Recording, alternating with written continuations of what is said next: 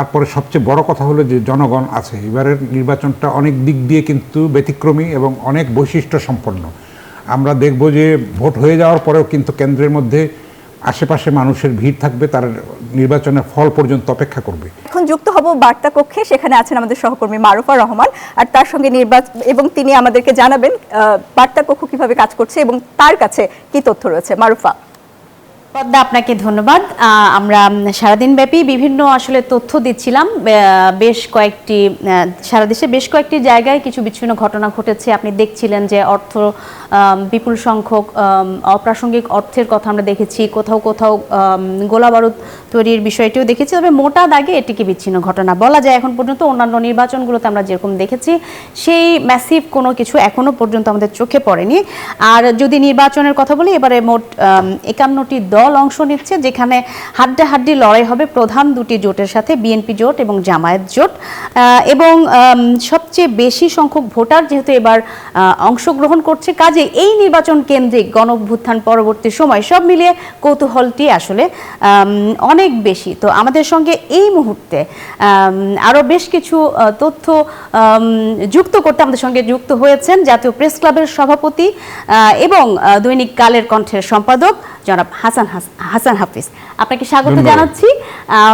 সকলেই আসলে একটি প্রশ্নই এখন করছে যে কি অবস্থা, কি হতে যাচ্ছে। তো আপনার কাছে এই যে 13.5 কোটি ভোটার এবার যে ভোট দিবে, আসলে কোন সমীকরণে বা কোন দিকে, কোন বাক্সে আসলে ভোটগুলো বেশি পড়বে, কাদের দিকে আপনার কি মনে হয়? না, এটা তো আকৃষ্ট করার জায়গাটা আসলে কি? যেহেতু ব্যালটটা গোপন, এখন কিভাবে আমরা সেটা বলবো? নানান ধরনের জরিপ হয়েছে, সেটা আমরা দেখেছি। তো আমাদের দেশের জরিপগুলি তো ওইভাবে একুরেট হয় না, যেটা আমেরিকার নির্বাচনে আমরা দেখি।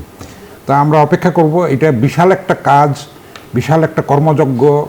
বাংলাদেশের মানুষ অধীর আগ্রহে অপেক্ষমান এই দিনটির জন্যে, এবং এমনকি সারা বিশ্বই কৌতূহল নিয়ে, আগ্রহ নিয়ে এটা পর্যবেক্ষণ করছে যে জেনজি জেনারেশনের যেই বিপ্লবোত্তর আর কি ছাত্র গণ অভ্যুত্থানের একটা রক্তাক্ত যেই জুলাইয়ে আমরা দেখেছি, সেটা পরবর্তী যেই গণতন্ত্রের অভিযাত্রার জন্য যে বড় চ্যালেঞ্জ, সেটাই হচ্ছে নির্বাচন। সেটা কালকে আমাদের হতে যাচ্ছে। অনেক দ্বিধা সংশয় কাটিয়ে শেষ পর্যন্ত নির্বাচন হতে যাচ্ছে। এটা অনেক স্বস্তির কথা, আনন্দের কথা। কারণ চাপা সংশয় কিন্তু বহুদিন ধরে মানুষের মধ্যে ছিল যে নির্বাচন শেষ পর্যন্ত হতে পারবে কি না। আপনি দেখবেন যে এরকম ভোটারদের মধ্যে কিন্তু আরও ভোটারের সংখ্যা আরও হয়তো বেশি হতো। প্রবাসী ভোটার এবার প্রথমবারের মতো যুক্ত হয়েছেন, সেখানেও প্রথমবারের মতো হওয়ায় ত্রুটি হয়েছে, অনেকখানি পদ্ধতিগত আমলাতান্ত্রিক জটিলতা হয়েছে। সেটা যদি ভবিষ্যতে আরও সহজ করা যায়, তাহলে আরও বেশি প্রবাসী ভোটার আমাদের সঙ্গে যুক্ত হতে পারবেন। একটা কথা আমরা খুব শুনছি যে ভোটের সমীকরণ পাল্টে যেতে পারে তরুণ ভোটারদের অংশগ্রহণে, বা তরুণ ভোটাররা আসলে কোন দিকে যাবে, এবং একই সাথে নারী ভোটারদের বিষয়টি। তৃতীয় লিঙ্গের ভোটারও রয়েছে কিন্তু 1120 জন। তরুণরাই তো পরিবর্তনটা করে দিয়েছে, তাই না? আমরা যে দীর্ঘ 1.5 দশকেরও বেশি সময় যে স্বৈরাচারের জগদ্দল পাথরে নিচে আমরা নিষ্পেষিত হয়েছি, আমাদের ভোটাধিকার কেড়ে নেওয়া হয়েছিল এবং 3টা প্রহসনমূলক নির্বাচন হয়েছে দেশে। বিশ্বের কাছে আমাদের দেশের ভাবমূর্তিকে ভুলুণ্ঠিত করেছে, যেটা সেটা পুনরুদ্ধার করার সুযোগ হচ্ছে কালকে এই ত্রয়োদশ জাতীয় সংসদ নির্বাচন এবং গণভোট। সেটাকে যদি আমরা সফলভাবে সম্পন্ন করতে পারি, তাহলে একটা ইতিবাচক বার্তা বিশ্ববাসীর কাছে আমরা দিতে পারবো। আমাদের যে হৃত মর্যাদা আমরা ফিরে পাওয়ার একটা বড় সুযোগ, সেটা আমরা অ্যাভেল করতে পারবো আমাদের। সুতরাং প্রত্যেককে দায়িত্বশীলতার সঙ্গে, আন্তরিকতার সঙ্গে, সদিচ্ছার সঙ্গে, দেশপ্রেমের সঙ্গে, সহিষ্ণুতার সঙ্গে, এই কথাটার উপর আমি বারবার জোর দেবো। আমরা যেন সহিংস হয়ে না উঠি। দেশটা তো সবার। আমরা কেন হানাহানি করতে যাব? কেন আমরা টাকা বিতরণ করতে যাব? কেন আমরা ককটেল ফাটাবো? কেন আমরা ভয়ভীতি প্রদর্শন করব? সবাই শান্তিমতো ভোট দেবে, শান্তিমতো ফিরে যাবে, এবং নির্বাচনের জনমত যেটা, সেটার প্রতি আমরা শ্রদ্ধাশীল হবো। সেটাই তো গণতন্ত্রের শিক্ষা, গণতন্ত্রের সৌন্দর্য। আমরা যেন সেটা মেনে নিই। এটা সিইসিও আজকের সন্ধ্যাবেলার জাতির উদ্দেশ্যে যে ভাষণ দিয়েছেন, তিনি সেটা বলেছেন যে নির্বাচনের ফলাফল যাই হয় আপনারা সেটা মেনে নেবেন। সেটার মানসিকতাটা আমাদের মধ্যে তৈরি করতে হবে। আমরা আশা করব যে একটা ইতিবাচক আমরা কিছু এই একই কথা প্রধান উপদেষ্টার দিক থেকেও বলা হয়েছে। কিন্তু সবশেষে আপনার কি মনে হয়? এখন পর্যন্ত পরিস্থিতি শান্ত, কিন্তু যদি দিনের মাঝামাঝি সময়ে দেখা যায় যে ভোট একদিকে বেশি বা একদিকে কম, বা সেই সময় আসলে কি ধরনের পরিস্থিতি তৈরি হতে পারে? তখন একটা আশঙ্কা তৈরি তো হতেই পারে, কিন্তু বিপুল সংখ্যক আপনি জানেন যে আইনশৃঙ্খলা রক্ষাকারী বাহিনী, বাংলাদেশ সেনাবাহিনী, র্যাব, আনসার সমস্ত কোস্টগার্ড, নৌবাহিনী সবাই কিন্তু আছে মাঠে, এবং ম্যাজিস্ট্রেটরাও আছেন। তারপরে সবচেয়ে বড় কথা হলো যে জনগণ আছে। এবারের নির্বাচনটা অনেক দিক দিয়ে কিন্তু ব্যতিক্রমী এবং অনেক বৈশিষ্ট্য সম্পন্ন। আমরা দেখব যে ভোট হয়ে যাওয়ার পরেও কিন্তু কেন্দ্রের মধ্যে আশেপাশে মানুষের ভিড় থাকবে, তার নির্বাচনের ফল পর্যন্ত অপেক্ষা করবে, যেটা আগে আমরা লক্ষ্য করিনি। তো সেই গণপ্রতিরোধ যদি হয় তাহলে কোনো অশান্তি, কোনো বিশৃঙ্খলা, নাশকতা সেটা তারা রুখে দিতে পারবে। গণপ্রতিরোধ প্রসঙ্গে আমি একটি প্রশ্ন আপনাকে করতে চাই হাসান হাফিজ ভাই, সেটি হচ্ছে ভোটের ফলাফলে এবার দেরি হবে, একটা লম্বা সময় নেবে ফলাফল প্রকাশ করতে, যেহেতু দুটি ভোট একসাথে, গণভোট এবং জাতীয় সংসদ নির্বাচনের যে ভোট সেটি।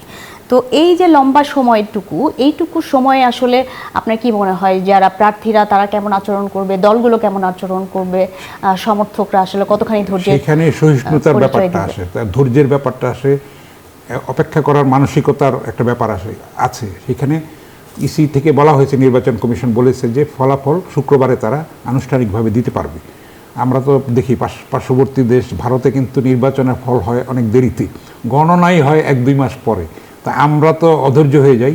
আমরা দেখেছি যে পাগলা মসজিদে আপনি দেখেন যে দানের টাকা যে কোটি কোটি টাকা আসে, সেখানে গণনাকারীর সংখ্যা বাড়িয়ে দেওয়া হয়, সেখানে টাকা গুনে, এই যে আজকে যে ধরা পড়লো একজন জামায়াতের নেতা, তার সেই টাকা গুনতেও কিন্তু অনেকখানি সময় লেগেছে। প্রথমে উনি বলেছিলেন যে 50 লাখ টাকার কিছু বেশি আছে, পরে গুনে দেখা গেছে 74 লাখ টাকা আছে। তো আমরা সেই পর্যন্ত অপেক্ষা করব, সেখানে যেন আমরা সহিষ্ণুতার পরিচয় দেই।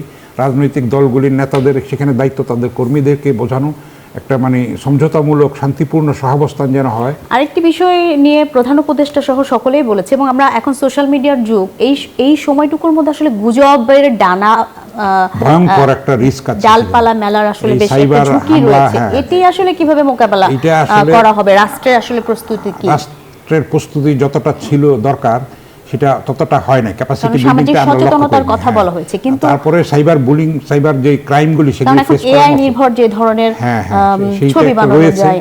তো আমরা চাইবো যে মানুষ যেন সচেতন হয়, এবং রাজনৈতিক দলগুলিও তাদের কর্মীদেরকে সবাইকে যেন বোঝায় যে এটার যেটাই দেখবেন সেটাই বিশ্বাস করবেন না, এটাকে যাচাই করতে হবে, বাছাই করতে হবে, তারপরে বিশ্বাস করতে হবে। কিন্তু আমাদের প্রবণতা হচ্ছে যে যেটা দেখা মাত্র আমরা বিশ্বাস করে ফেলি, সেটা আমরা যাচাই করি না। তো ফলে একটা ক্ষতি হয়ে যায়, দেশের ক্ষতি হয়ে যায়, সাম্প্রদায়িক সম্প্রীতি নষ্ট হতে পারে, স্বাধীনতা সার্বভৌমত্বও কিন্তু বিপন্ন হতে পারে, শান্তি শৃঙ্খলা নষ্ট হতে পারে। সেটার ব্যাপারে আমরা যদি সচেতন থাকি, আমরা যদি দেখা মাত্র কিছুই বিশ্বাস না করি, তাহলে কিন্তু অনেকখানি এড়ানো সম্ভব। সেই আমরা আসলে সবচেয়ে বড় কথা মেইন স্ট্রিম গণমাধ্যমের উপর নির্ভর করতে হবে, যেটি প্রধান উপদেষ্টার দিক থেকেও বলা হয়েছে, এবং প্রশাসনের দিক থেকে যে তথ্যগুলো সেগুলোর উপর নির্ভর করার কথা বলেছে। আমরা আবারও আসবো, আলোচনায় ফিরে আসবো নির্বাচন কেন্দ্রিক। আমাদের সহকর্মীরা জানাচ্ছিলেন, সারা দেশে যারা রয়েছেন তারা বিভিন্ন তথ্য জানাচ্ছিলেন যে কোথাকার কি অবস্থা। পদ্মা, আমাদের কাছে মোটামুটি যেই পয়েন্টগুলো নিয়ে আলোচনা ছিল, আপনি শুনছিলেন যে জাতীয় প্রেস ক্লাবের সভাপতি হাসান হাফিজ তিনি জানাচ্ছিলেন যে কিভাবে গণমাধ্যম গুজব প্রতিরোধে ভূমিকা রাখতে পারে, এবং জনগণ কিভাবে সচেতনতার নজির দেখাতে পারে এই যে ভোট গণনার বা ফলাফলে যে দেরি হওয়ার সময়টুকু, সেই সময়টুকুতে। মোটামুটি এই ছিল এই মুহূর্তের সবশেষ তথ্য আমাদের কাছে। মারুফা, আপনাকে ধন্যবাদ।